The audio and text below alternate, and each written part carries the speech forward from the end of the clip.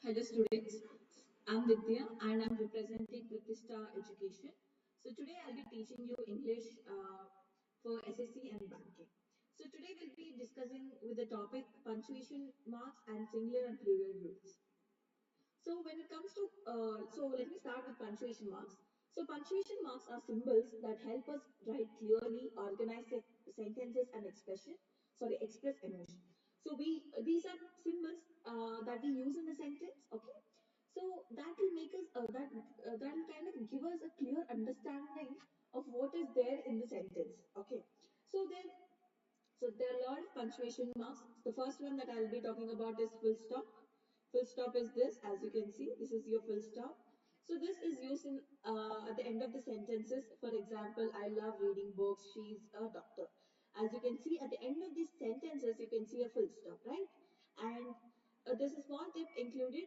Use the full stop at the end of the sentence, but not in questions or exclamation. What is an exclamation? This is your exclamations, right?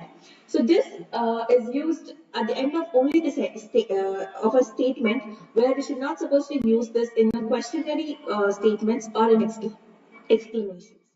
And the next one we'll be talking about is comma. Comma is used to separate words, clauses, or ideas within a sentence.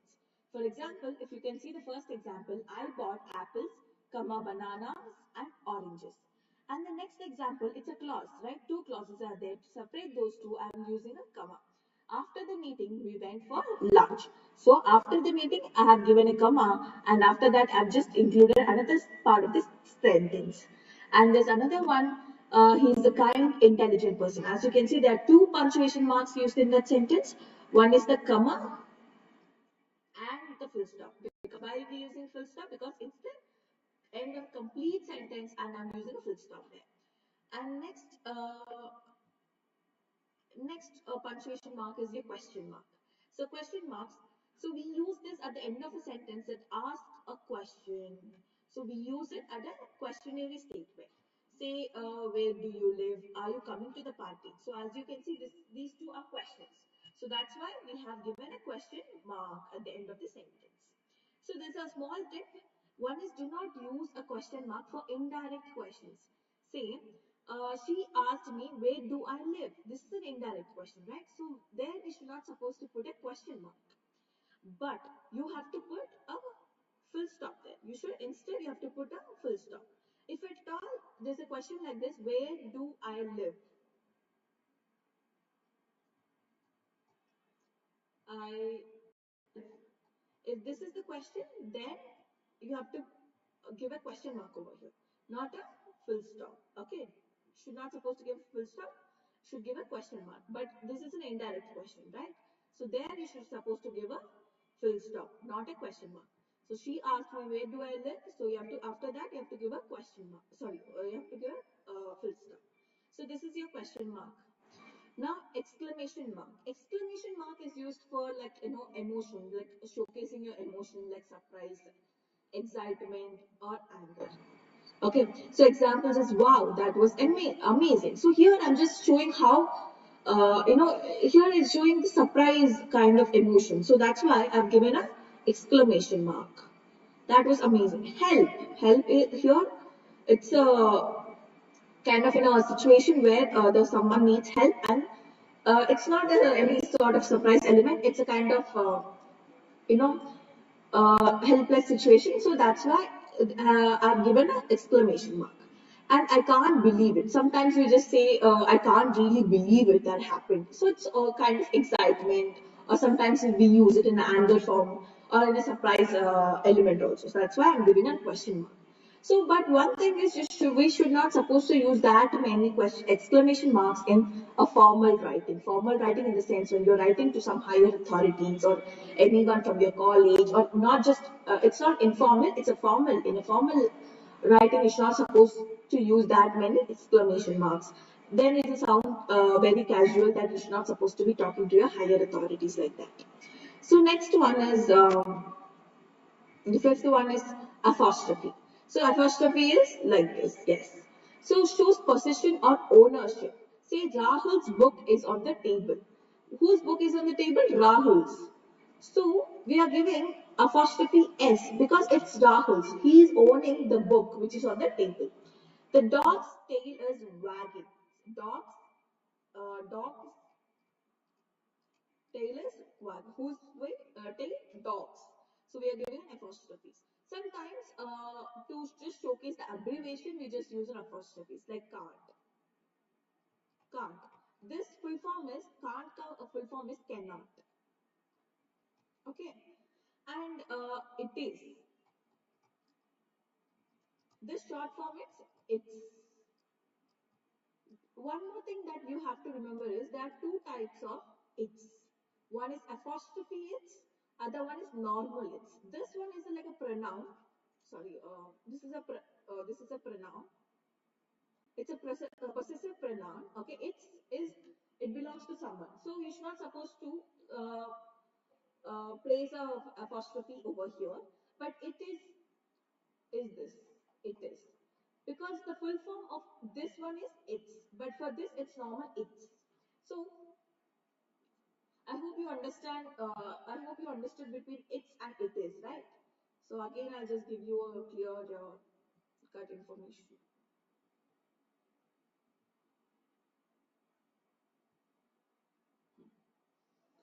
So the difference between it's, for this the full form it is. Okay. There is a normal it's without an apostrophe. This is a pronoun. So both are different. So I don't want you to guys get confused with it's or it is. So when we go back to the previous slide, yeah. So there's this statement: the cat licked its paws. The the cat licked its paws. Here it's a pronoun used. It's a pronoun use. So we are not keeping an apostrophe s. We just keep it normal. P, as you can see here, it's P, it's pa. So this is the right one because it's a pronoun here. Because why? What is normal? This one is, it is. So we are not supposed to use here in this statement. If at all we use its means which has an apostrophe, then it will sound like the cat licked its paws, which is not right, right? So here, which whatever used in this statement, in the cat licked its paws is pronoun. Whatever normal this one it's with an apostrophe is it is. Okay. So now next one is quotation marks. So we use quotation marks for proverbs or something like that. So usually there's this direct speeches and indirect speeches in the grammar, as you know. I'm pretty sure you might come across with direct speech. There we use quotation mark and quotations. Like if there's something like proverb or something that you want to include in a paragraph, then you can use quotation marks. She said, "I love ice cream." So we just have given this as this is an direct speech.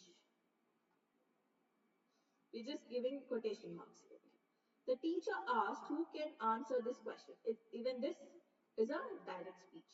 I'll just let you know, I'll just give a brief introduction about direct speech in later classes right now. But this is your direct speech. Okay.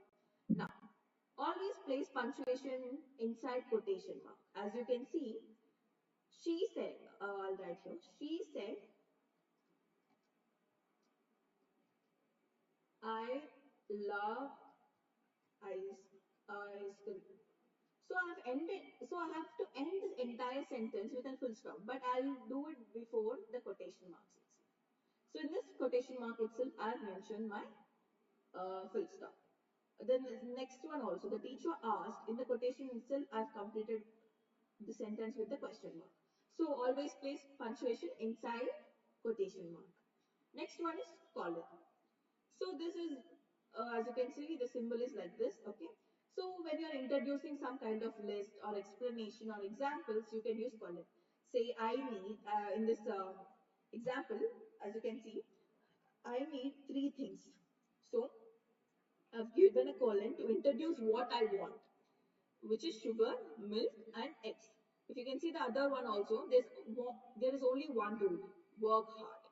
So this is kind of replacing words like is, are, including, and all of this.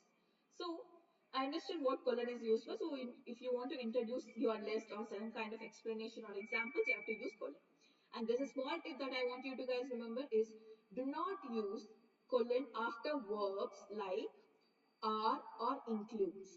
The fruits are. It's not supposed to include. It's not supposed to place a colon over here because are is replacing that colon. If you can see, the fruits are apples, oranges, bananas. Okay. So if at all, if the so we're not supposed to use colon there. The fruits are apples, oranges, and bananas. There are a lot of things includes in that bag. So which is and sorry. Huh. So this wrong and correct. Okay. The fruits are colon. There's a colon given, and again as oranges, bananas. This is supposed to be wrong. Why? Because R is kind of R is kind of replacing this one. So you don't need to use this one. Okay. So you have to use here. I need three things: sugar, milk, eggs. In this kind of sentences, you can use this one.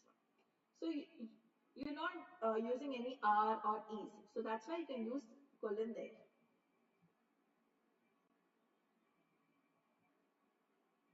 Next one is semicolon. So semicolon is this one. Okay. So this is used to connect two related sentences without using a conjunction. Like and but. She was tired, but still she completed her work or but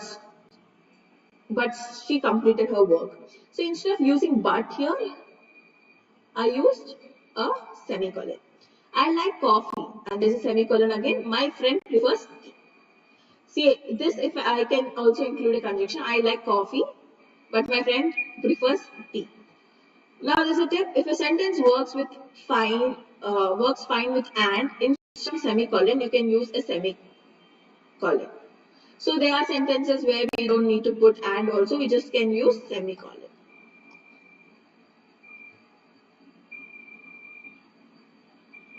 Now next one is parenthesis. So the parenthesis is the brackets. So it's not supposed to say brackets in English. It's supposed to say parenthesis. So where do we use it? Is when you want to add some extra information or clarity to the sentence, you can use the parenthesis. For example, my friend who lives in Delhi is visiting tomorrow. So it's not that important. It's just like an extra information that you are giving about your friend. So that's why you can put this who lives in Delhi in a bracket. She bought a dress, blue and white, from the mall. So blue and white is kind of extra information that you're giving to a person. So you can just keep it in a parenthesis. If you can remove the if you remove the parenthesis part, the sentence should still make sense. So when I remove this parenthesis part in the first sentence, my friend who lives in Delhi is visiting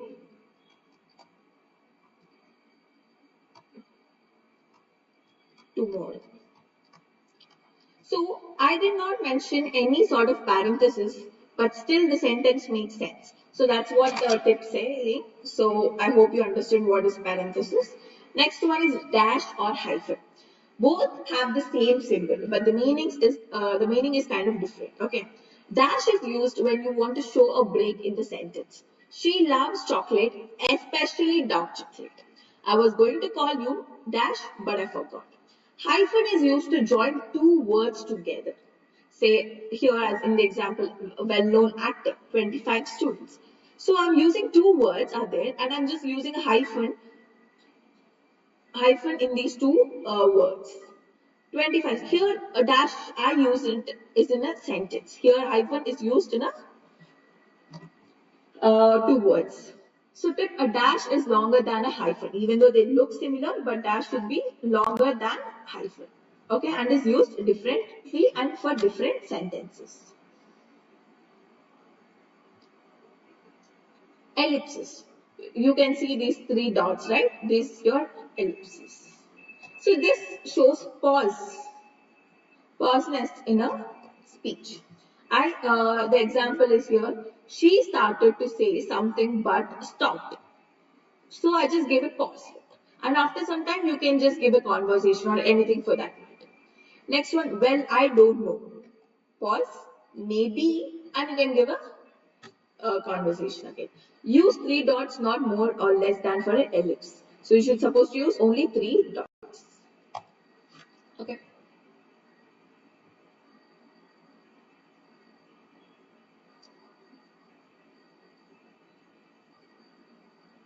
Now we are using brackets. Brackets and parentheses are all of same meaning. So use quotes for additional information. Even if we were using parentheses for this kind of meaning itself. She, the manager, will join us soon. The report started. The experiment report stated the experiment was successful with some minor errors. So these are all additional information that you can put inside a bracket. The brackets are rarely used in daily writing. Next one is slash. So slash is used for alternatives like or. Okay. So please bring your identity card and or passport. 3/4. You can also use in fractions. 3/4 of the class was present. So we should not supposed to use slash in a formal writing. Instead, use or. Okay. Something like this you can use in a formal writing because you should not supposed to use slash in formal writing. So this is all your punctuation marks, guys. So hope you understood the punctuation marks. And we are going to the next topic, which is singular and plural rules.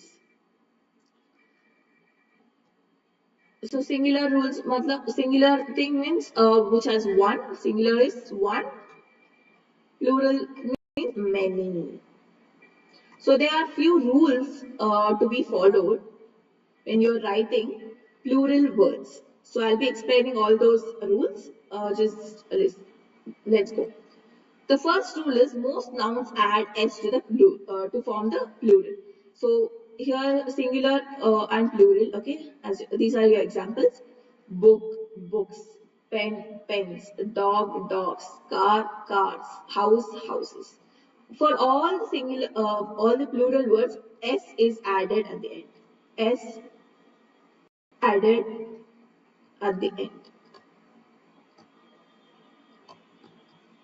Okay, so this is kind of most common plural form. Okay, next one is plural ending with es. So if nouns ends with s, ss, sh, ch, x, or o, add es at the end to make it plural. So say bus. What? Sorry.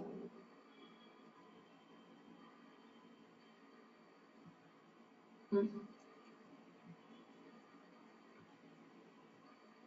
Hmm. So bus. What is the last letter S? And here SS, SH, X, O. All these are the letters which start with this rule, right? So what we are doing is we are replacing this S with ES. Buses. We are not replacing, we are just adding ES at the end. Okay.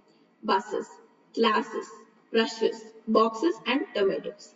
Some words ending with O just take S also.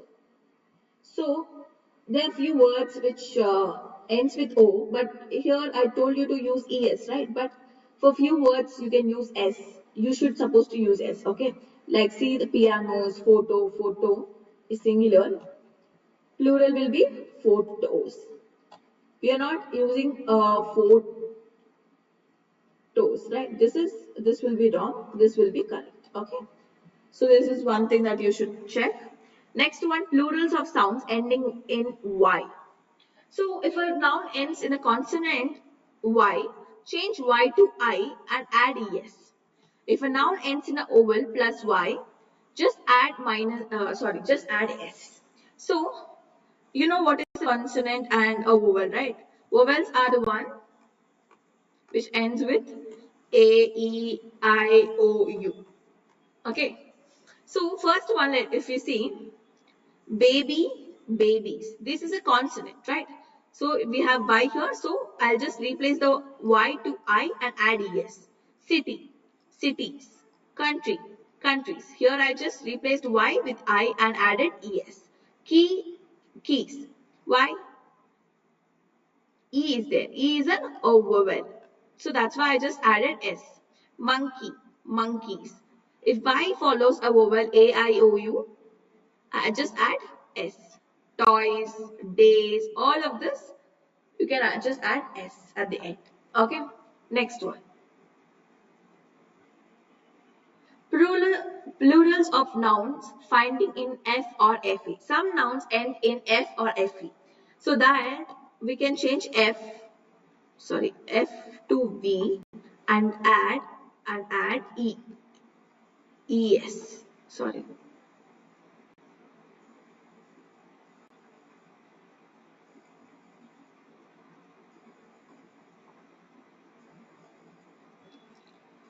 One second. Okay.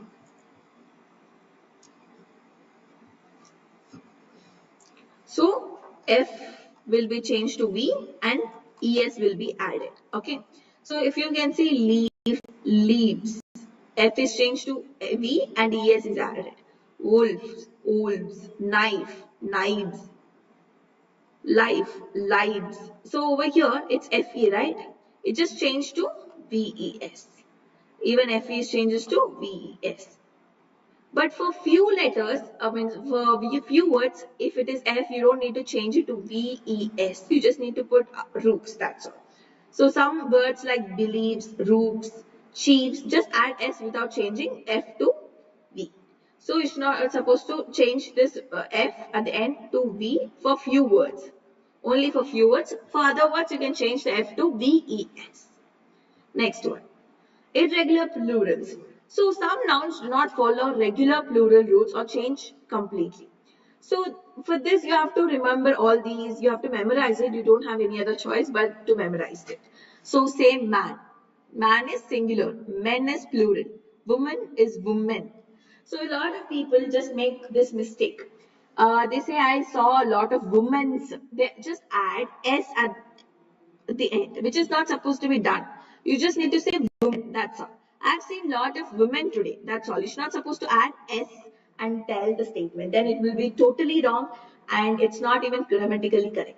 You just need to say, I just saw a lot of women today. If say man, I've seen a lot of men today. Okay, men. Not man. You should say men. Child, children. So you're not supposed to say in school there are a lot of childs. You're supposed to say that in the school there are a lot of children. Tooth, teeth, foot, feet, mouse, mice, goose, geese, person, and people. So this you have to memorize, guys. There's no regular pattern for this, so that we can do some kind, so that I can give a cheat code. You just need to memorize these and you have to use in your day-to-day statements.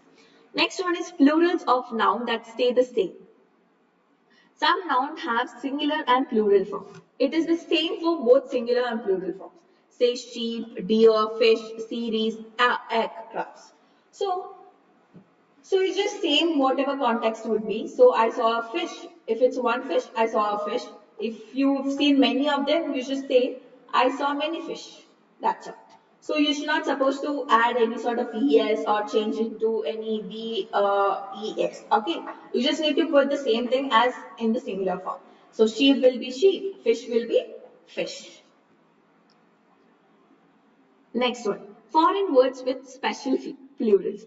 Foreign words in the sense, the words from Latin, Greek, French. So they have their set of plural words. You just need to remember a few of these, that's all.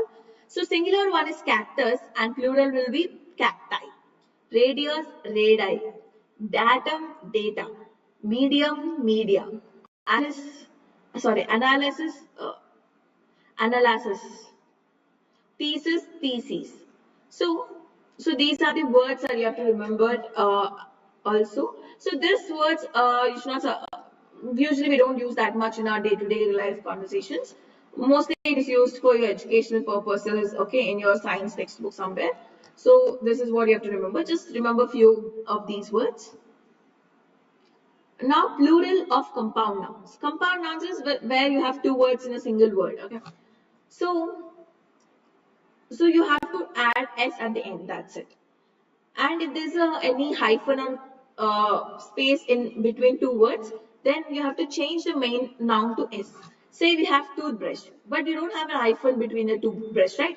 So you just write toothbrushes, es. Okay, mother-in-law. There in this word you can see hyphens added, right? So mother is your main noun. So that you will be changed to mothers-in-law.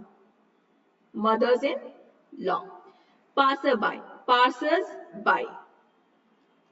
Editor-in-chief. Editors-in-chief. I've changed the main noun. You have to change the main noun. Okay.